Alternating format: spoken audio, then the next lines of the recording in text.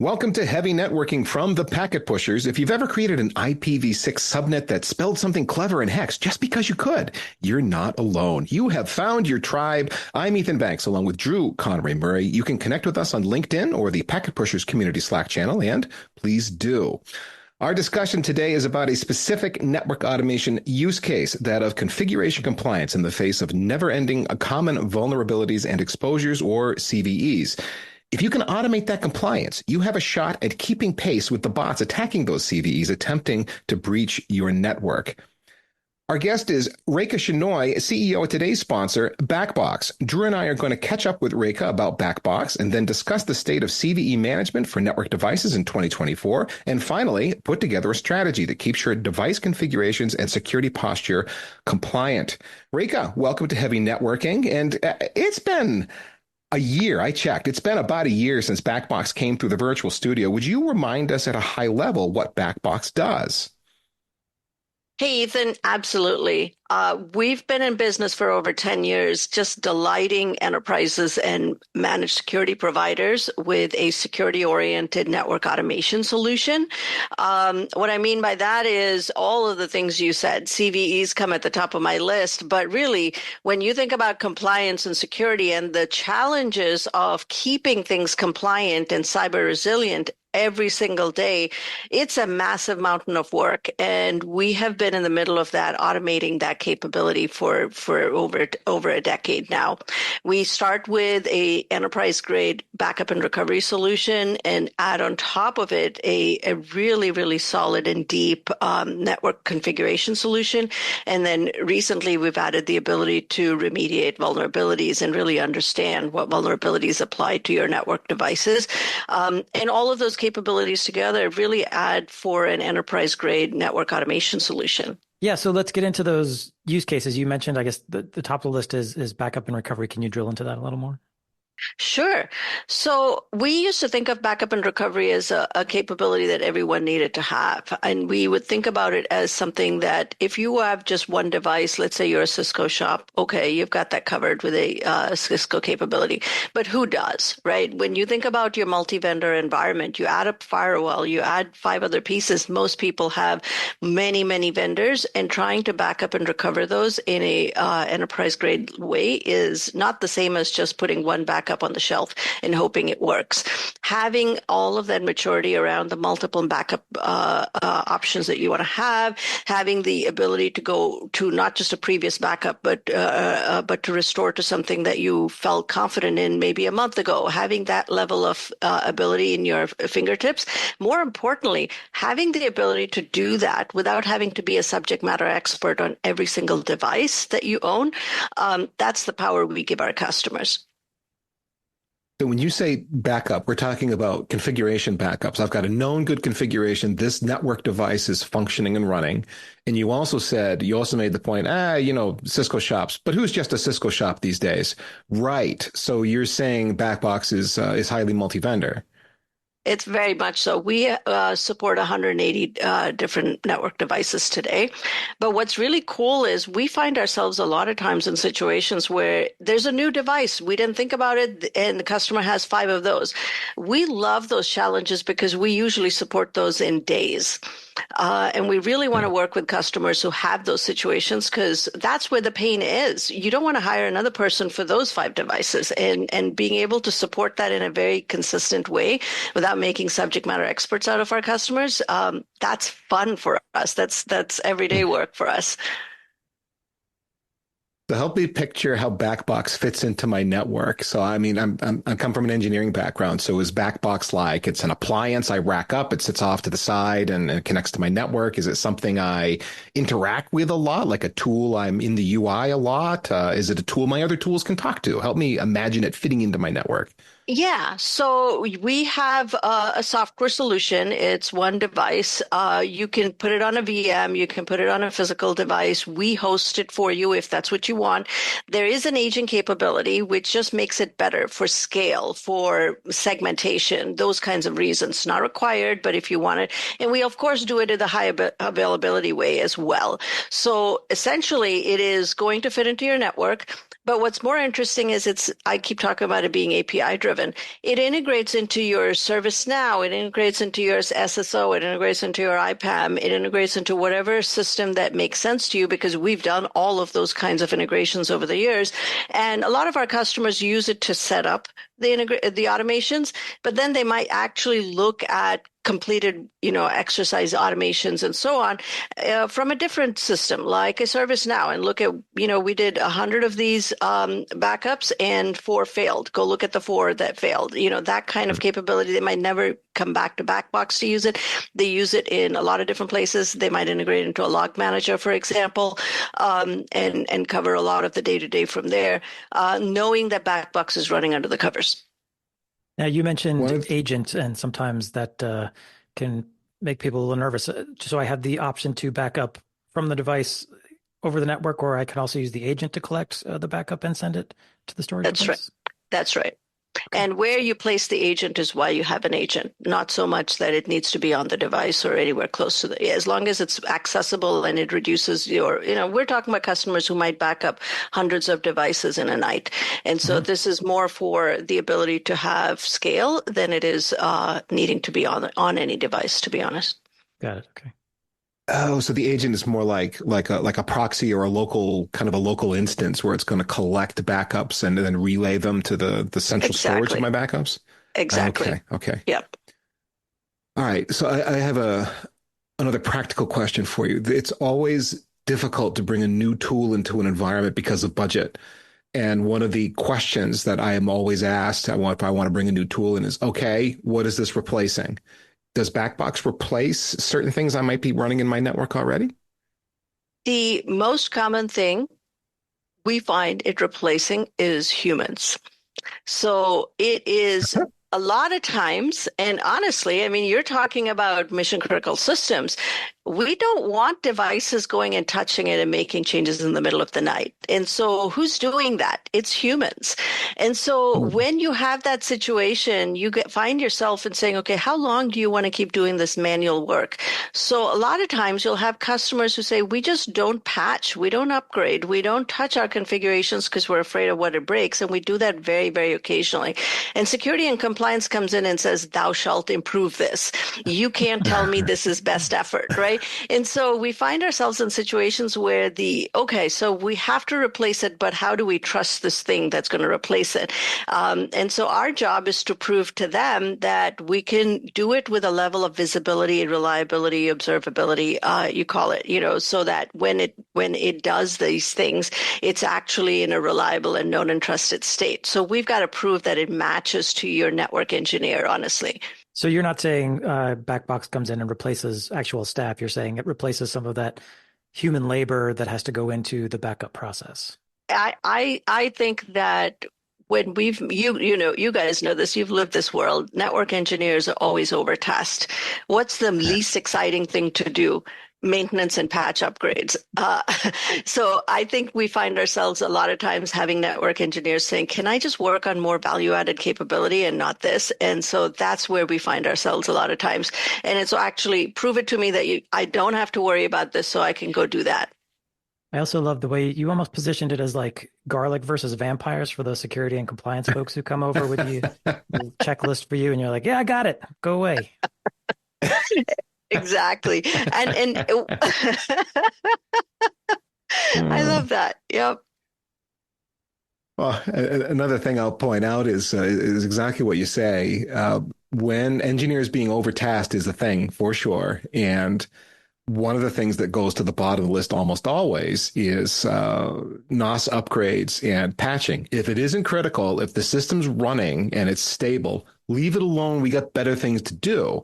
Only now we've gotten into this world of vulnerabilities being exposed that can put the infrastructure at significant risk, where it's not cool to leave a switch up for years at a time anymore. You really do want to be patching it, and it's something that takes a lot of time, and it's annoying, and there's a lot to it. So yeah, I mean, I think the point. I love the garlic and vampires analogy, Drew. This is number 2 for one of my favorite analogies with you. So, I'm on a roll. but you are the thing is, why does every network engineer need to become a security expert to do those things, Ethan? The Mm. point around CVEs. So, okay, I just patch everything. Is that what I do? No.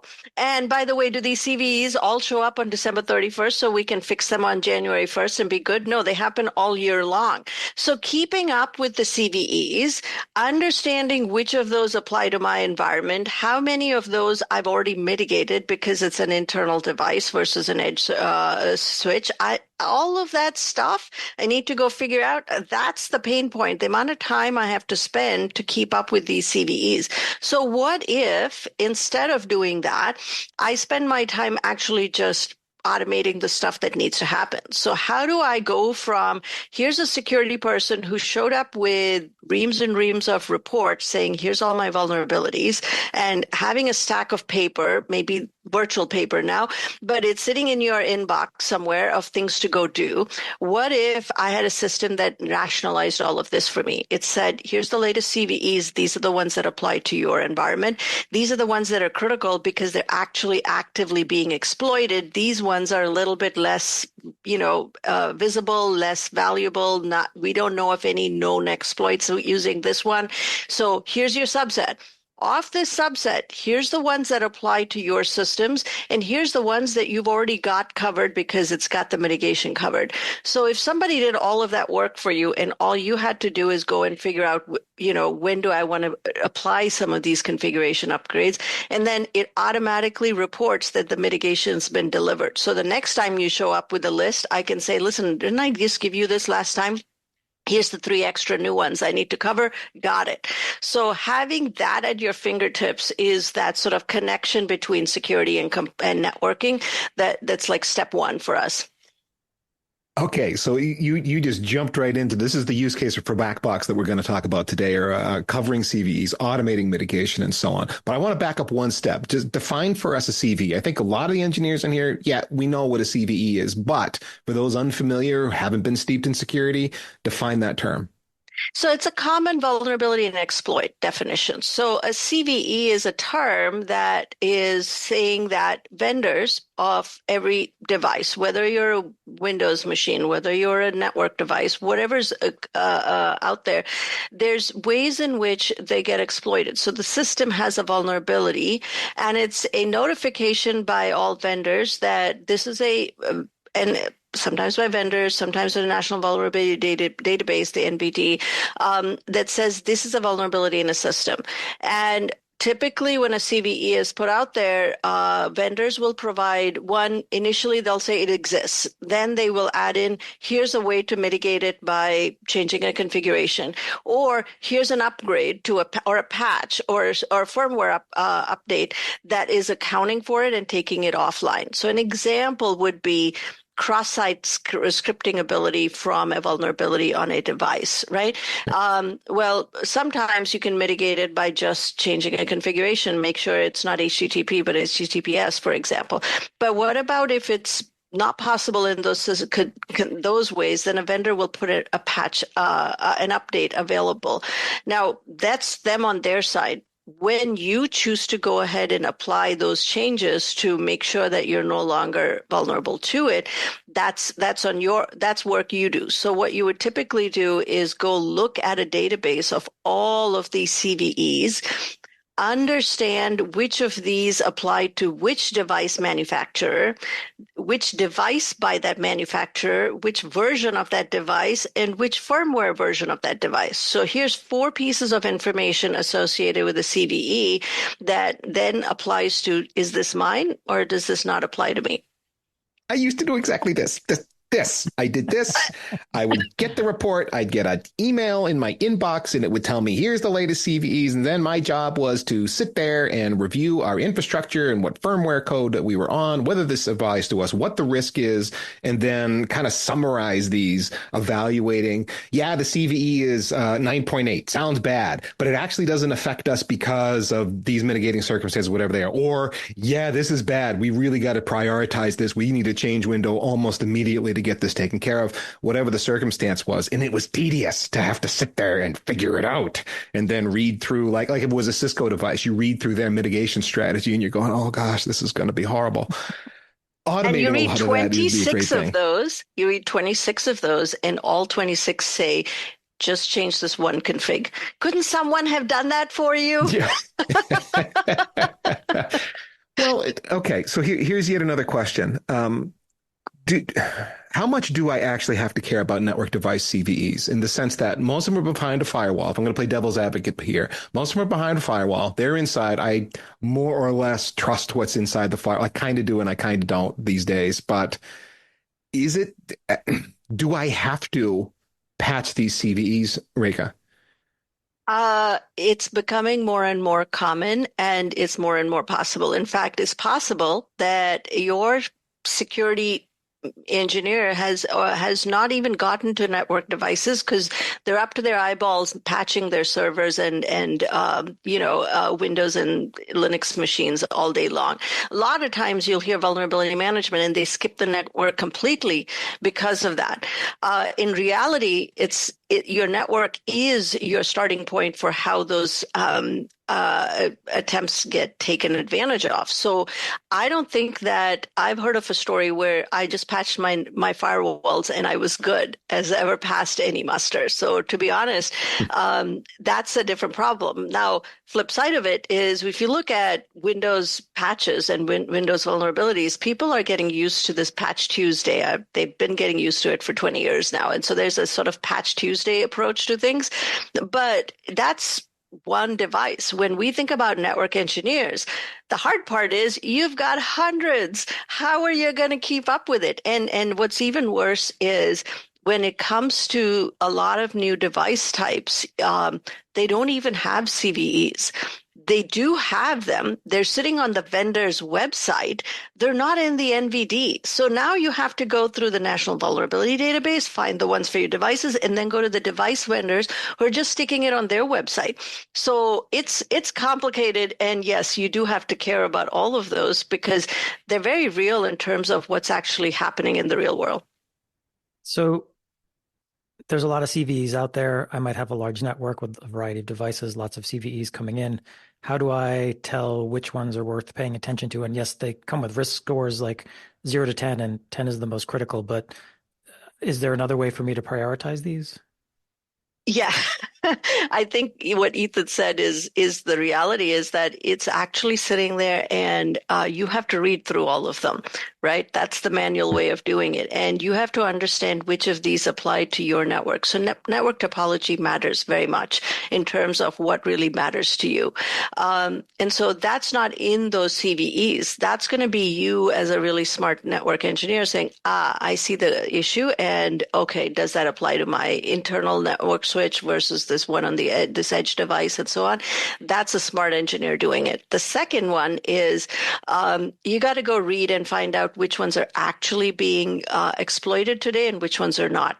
And that's a conversation that's very real in enterprises today, and a very well-known fact today that these CVEs were sitting out there, and people were writing scripts, and they were available in the dark web. And someone might pick up a script and go do something with it, and try to exploit some enterprise or do drive-bys. They'll just basically spit it out there and see what they get back. That was the original Target hack, right? They didn't even realize they were inside a Target until they'd called back and they found out. So those kinds of things were things that were done in months, years. And to your point, Ethan, sometimes they would not be patched for a long time, but if you patched once a year, maybe you would be safe from it. Today, those scripts are being written in weeks using AI, and then they're used by people who are not necessarily all that technical and could write it themselves. So your chances of having a CVE exploited went from multiple weeks and months to potentially days. And so that's why, the idea of once a year patching is no longer acceptable. And should you get compromised, we did the best we could, no longer applies. So is BackBox then doing something with this CVE capability you have to help me get through this process of determining what I really need to pay attention to, what I need to prioritize around remediation and so on? It As opposed to is. just like a typical vulnerability scanner gives me a list of everything I've got and it's sort of up to me to figure it out. What are you bringing to the table to help me there?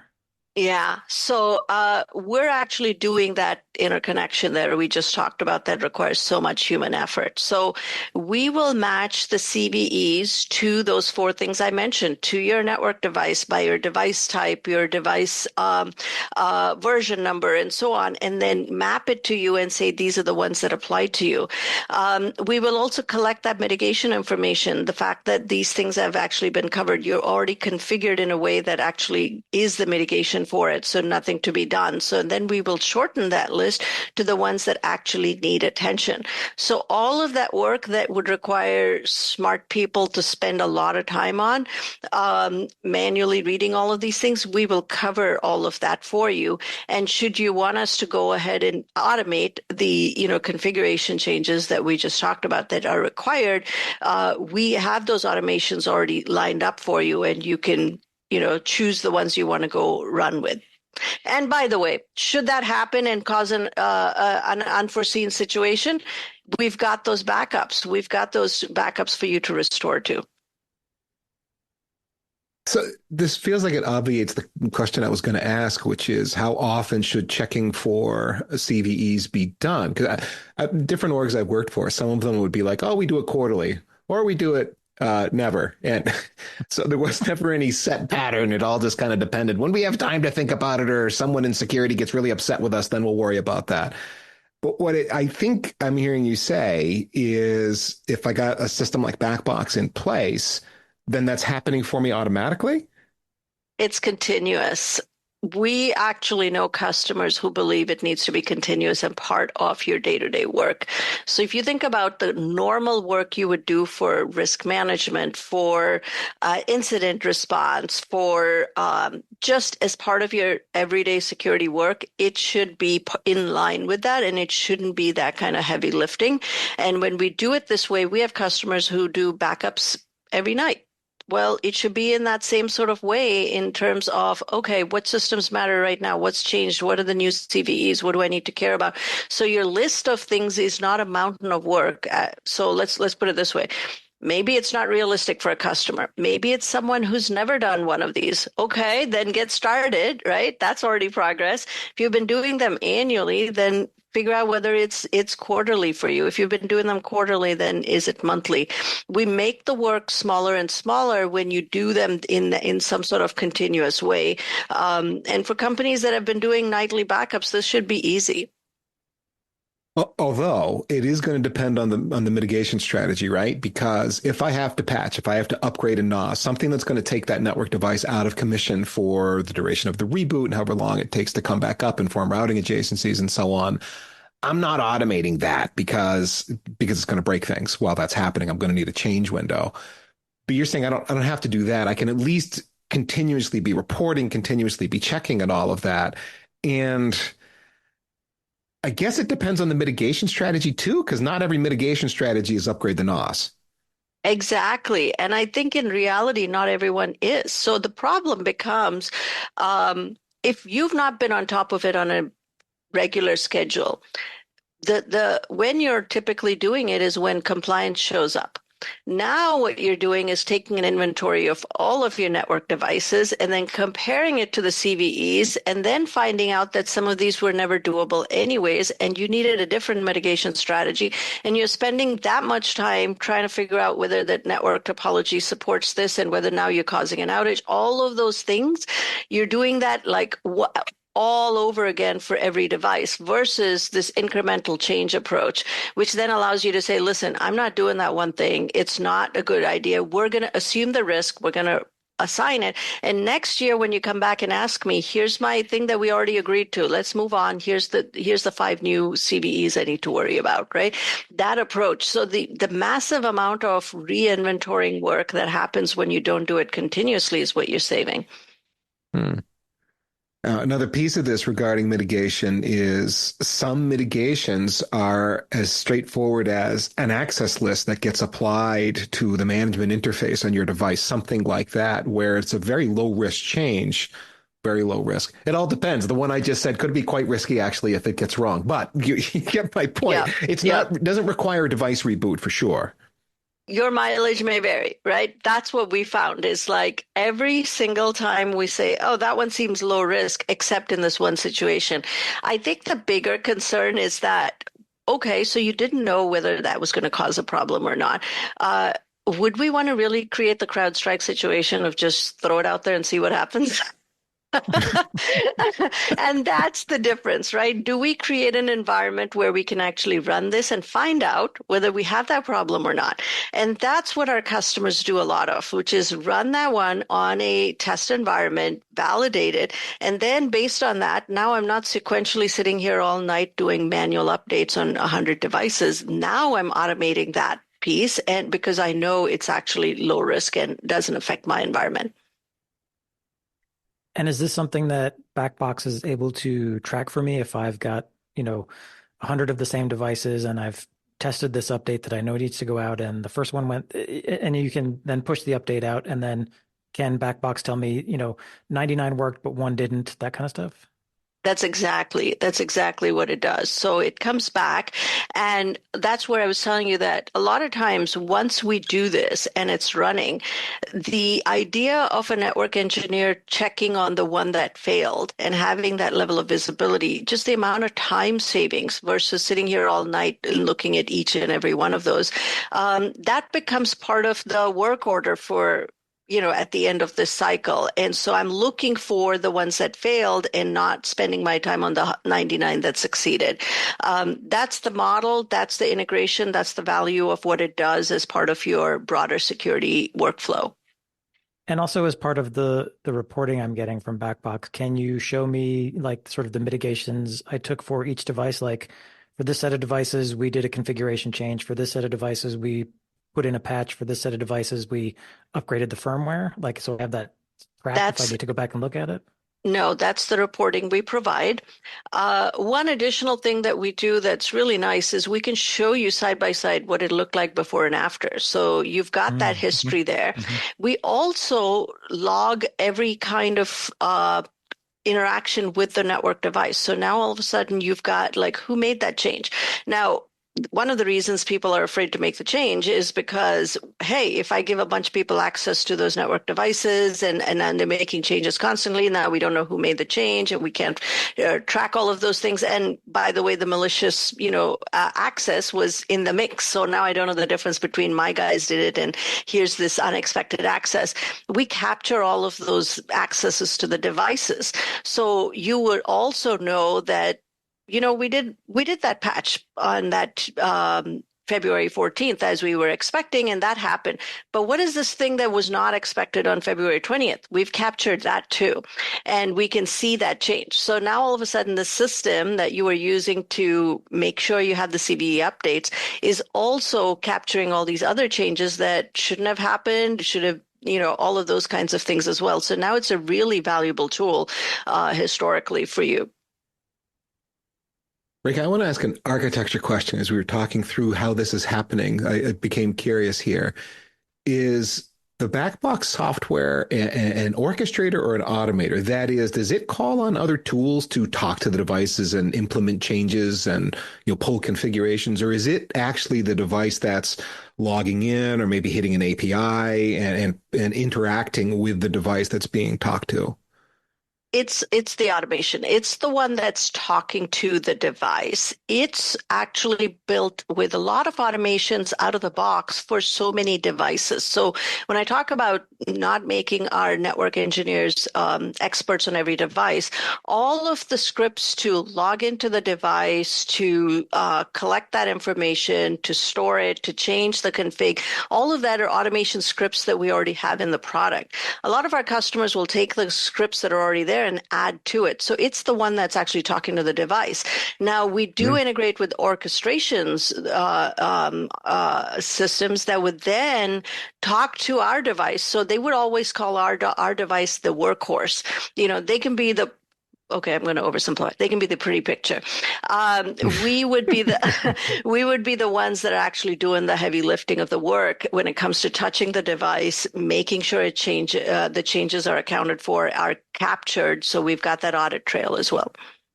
You answered my next question, which was if I am using some kind of an orchestrator or workflow engine of some sort, I can call upon BackBox from that engine and have it be part of a workflow. So it could be, yeah, before I push this change from my workflow engine, one of the things I want to do is tell BackBox to take a backup of the device, and then we're going to proceed with the change. That's a thing I could do.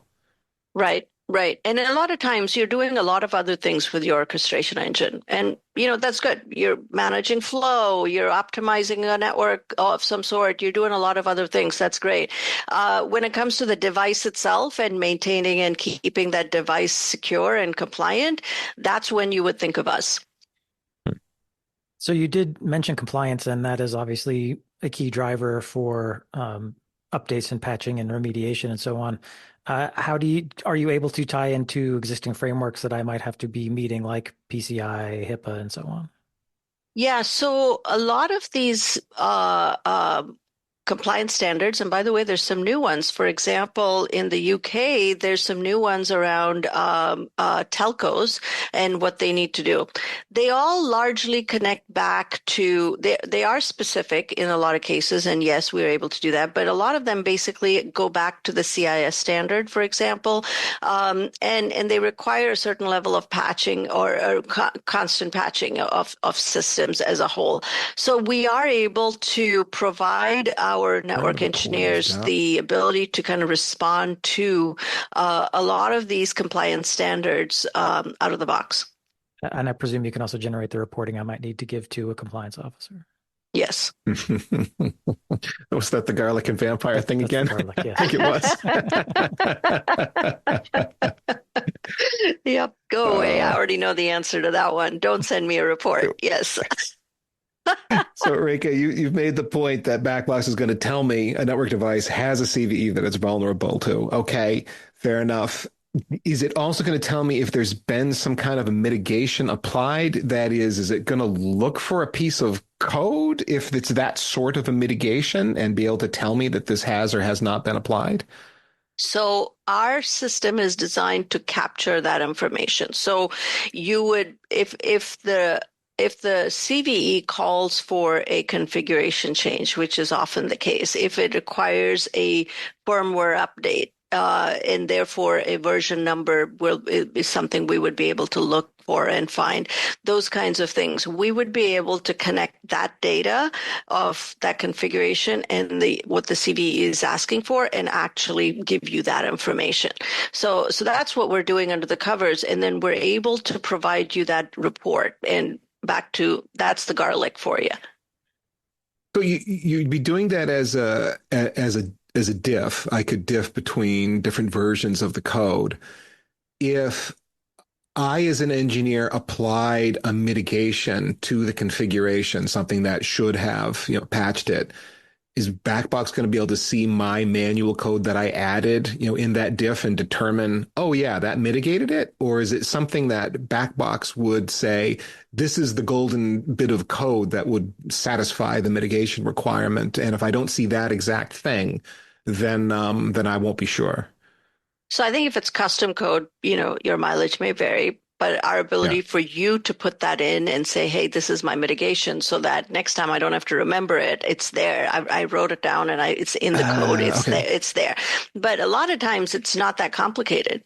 It's things like HTTPS is enabled. Right? That's what you did. That kind of stuff. If it's a configuration that the system has and you have set that configuration to what it needs to be, then automatically we're able to capture that as a mitigation, and we can say, listen, this does not apply. This CVE no longer applies to you. It goes from red to green. So your list of CVEs suddenly drops dramatically because those mitigations already are set up.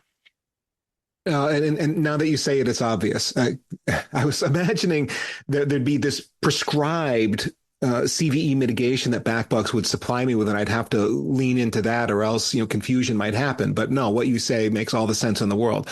I can come up with whatever my own specific organizational requirement is to mitigate the CE, plug that into BackBox and say, look, this is the golden code. You're looking for this. As long as you got this, the CVE has been mitigated, and go from there. Yeah. And some companies will say this is, too risky to apply, and we have agreed that we're going to assume that risk. Can you imagine doing that every single time the compliance officer shows up and you go like, remind me again why we didn't do this? And so that's the kind of stuff that it happens in the real world when we think about it.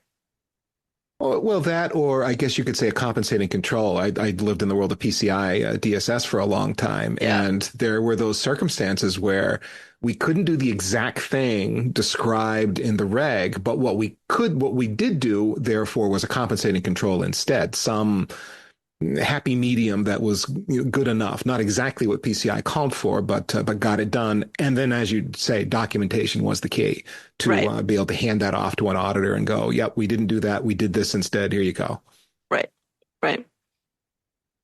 And I think again, I go back to it sounds at a micro level, at an individual CVE level, like, oh, that was easy. But multiply that by the number of devices, the number of device types, the number of device vendors, and the ways in which you would have to apply that configuration by logging into these systems differently, and all of those different things that a smart person who's an expert on every single device type it would take. So when I think about that, I go, what it looks like to a network engineer is a stack of reports.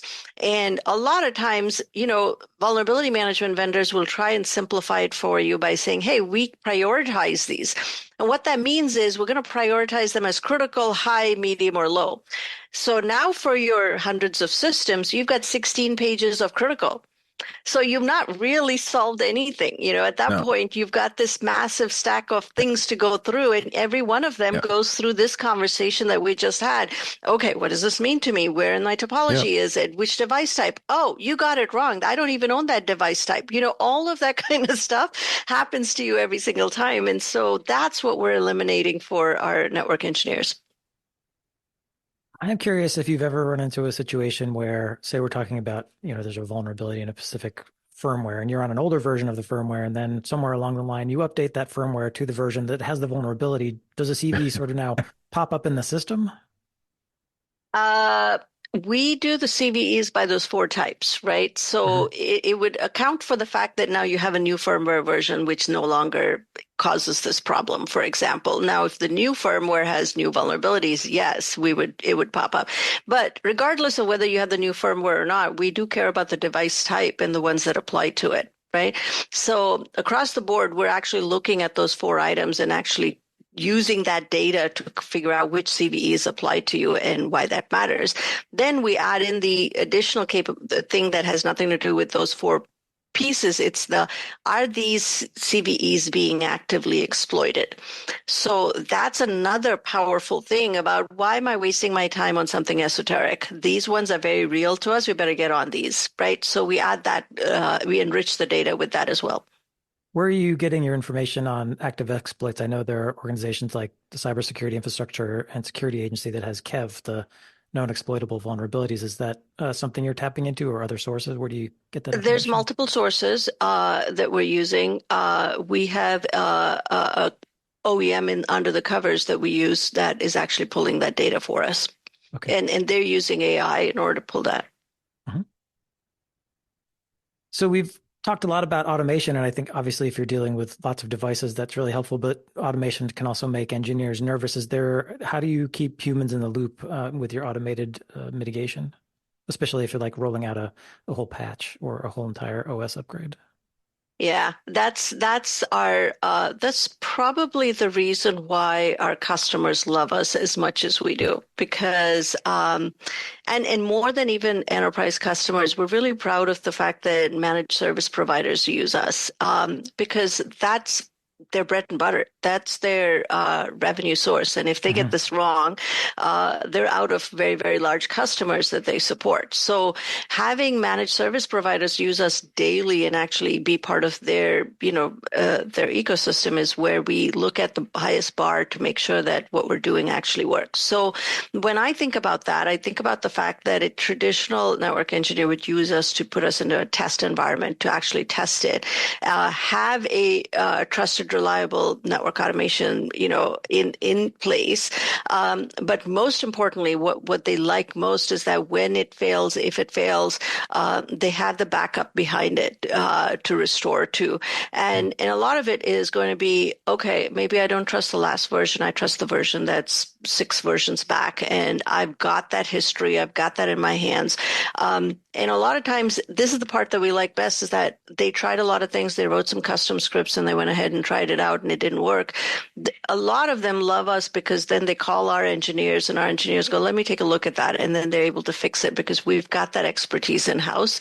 And we don't charge you for that today. We don't plan to charge you for that, but we're literally that extended arm for automation for you. Well, I got kind of a final what if question, Reka, and this is a key one. If I roll out a mitigation, it's an automated mitigation that BackBox did for me, and that change kills the device for some definition of killed it. Worst case, we did a NOS upgrade and it doesn't come back to life. Best case, I suppose it was like a mitigation code of some kind and that this didn't work and all of a sudden I can't talk to the device. What happens now? How does BackBox react to that when that device is no longer on the wire?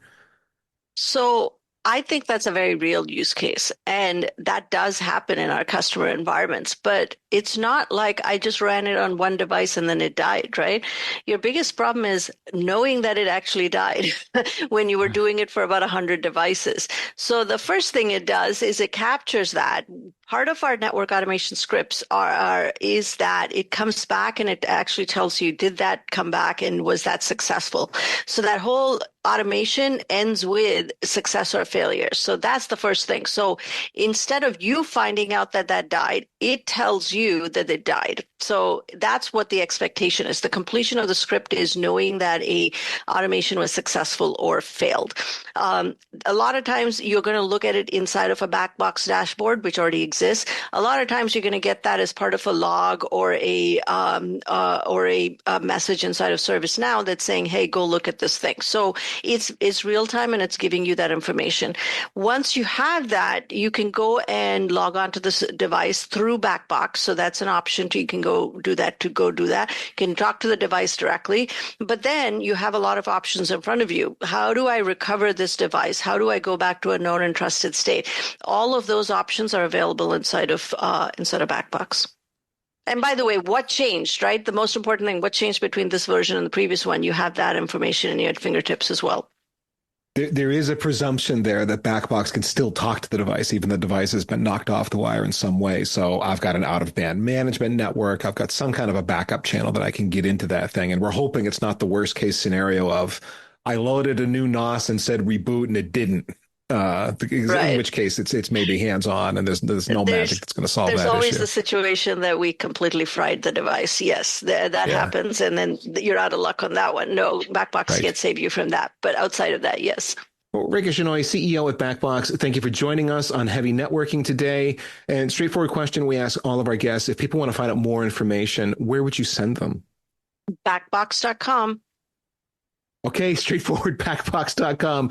And yeah, the backbox.com website is very straightforward and it'll get you all the information that you're looking for.